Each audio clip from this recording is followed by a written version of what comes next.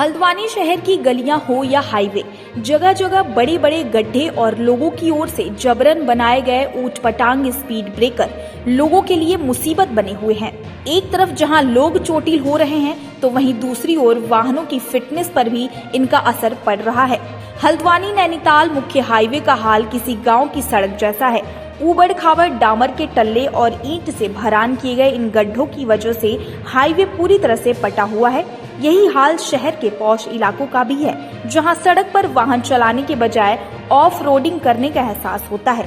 बेतरतीब तरीके से बनाए गए स्पीड ब्रेकर लोगों की कमर तो तोड़ ही रहे हैं, इसके अलावा गाड़ियों को भी नुकसान पहुंचा रहे हैं।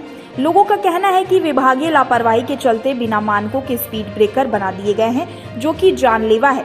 संबंधित विभाग में शिकायत करने के बावजूद इन पर कोई ध्यान नहीं दिया जा रहा है। लोगों में आक्रोश है कि नेता पैसा खर्च कर बड़ी बड़ी होर्डिंग छपवाकर सड़क के दोनों ओर टंगवा रहे हैं, लेकिन उन्हें बदहाल सड़क नजर नहीं आती। हल्द्वानी में हीरानगर में विशेषकर, पहले तो पूरे हल्द्वानी में, हीरानगर में विशेषकर बहुत ही सड़कें सारी की सारी खराब हो चुकी हैं। कोई देखने वाला नहीं है, कोई सुध लेने वाला नहीं है। बिल्कुल गहरे खड्डे हो रहे हैं, गाड़ियां पलट रही हैं, गिर रहा है, कोई देखने वाला नहीं है। शासन को कोई पता ही नहीं है।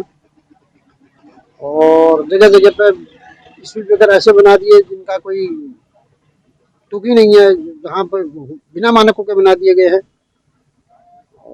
व्यवस्था फैली हुई है, ठीक नहीं है। आपने कभी कंप्लेंट करी उच्च अधिकारियों से संबंध में? कई बार कहा है, अपने क्षेत्रीय नेताओं से कहा है, देखते ही है वो लोग, पर है ही नहीं कुछ, ऐसा कुछ नहीं। आज जो हमारे मोहल्ले के हालात हैं वो बहुत दयनीय हो चुके हैं। यहाँ पे आप हमारे यहाँ सड़कें देख रहे हैं, पिछले 4 साल से जो सड़कें हैं बिल्कुल बेकार हो चुकी हैं। यहाँ पे गड्ढे पड़ चुके हैं, मतलब कई बार लोगों के घरों में पत्थर छटक के आ रहे हैं। और इसके अलावा बच्चे यहाँ पे जो क्या कहते हैं साइकिलिंग करते हैं या कुछ करते हैं तो कितनी बार वो गिर जाते हैं इन गड्ढों में। इसके अलावा जो हमारे यहाँ ये नालियाँ हैं, ये नालियाँ पूरी तरह ख़राब हो गई, बदबू आ रही है। अभी क्या कहते हैं इससे भी बड़ा माहौल ख़राब हो रहा है। इसके अलावा यहाँ पे ये रोडें तो सड़कें तो बन नहीं पा रही हैं, लेकिन उसके अलावा यहाँ नए ब्रेकर डाल दिए गए हैं। ये इन ब्रेकर का क्या औचित्य है? यहाँ पे रोडें बननी चाहिए थी, नियम के अनुसार पहले रोडें बनाई जाती हैं, उसके बाद ब्रेकर बनाए जाते हैं। लेकिन यहाँ पे सड़कों में गड्ढे पड़े हुए हैं और उन्होंने ब्रेकर बना दिए हैं। तो यहाँ पे पिछले 4 सालों से जो हम देख रहे हैं यहाँ पे कोई विकास नहीं हुआ है, कुछ भी नहीं हुआ है। और सड़कें हमारी जैसी की थी वैसी है, और जो नए नए गड्ढे यहाँ पे पड़ते जा रहे हैं। तो इसको सरकार के इसको प्रशासन को भी देखना चाहिए कि इसको सुधार जल्द से जल्द करें, वरना ये खतरा आगे बढ़ सकता है। न सिर्फ हल्द्वानी, न सिर्फ हीरानगर, बात करें पूरे प्रदेश की, हालात यही है। हम जगह जगह देख रहे हैं, और बल्कि सड़कों में जो गड्ढे हैं लगातार उससे एक्सीडेंट हो रहे हैं। इनका जिम्मेदार कौन है? और अगर इसका आंकड़ा भी कहीं से निकल सकता है तो मैं आपके मीडिया के माध्यम से कहना चाहूँगा, इसका आंकड़ा निकालिए, कितने लोग रोड एक्सीडेंट केवल गड्ढे के कारण हो चुके हैं।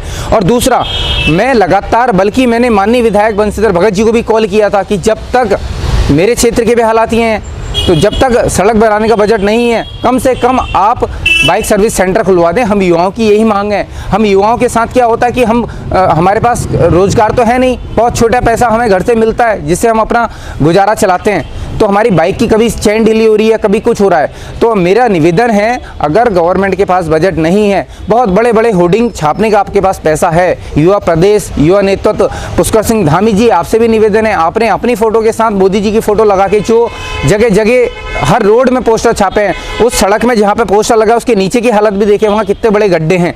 तो मेरा उस तरफ ध्यान दें। और दूसरा, हम युवाओं की प्रार्थना है आपसे, हाथ जोड़ के मैं आपसे आग्रह करता हूँ, कम से कम जब तक सड़क नहीं बनती है आप बाइक सर्विस सेंटर खुला दें। हमारी विधायक निधि से बाइक की चेन कस दी जाए। हम युवाओं की यही आग्रह है।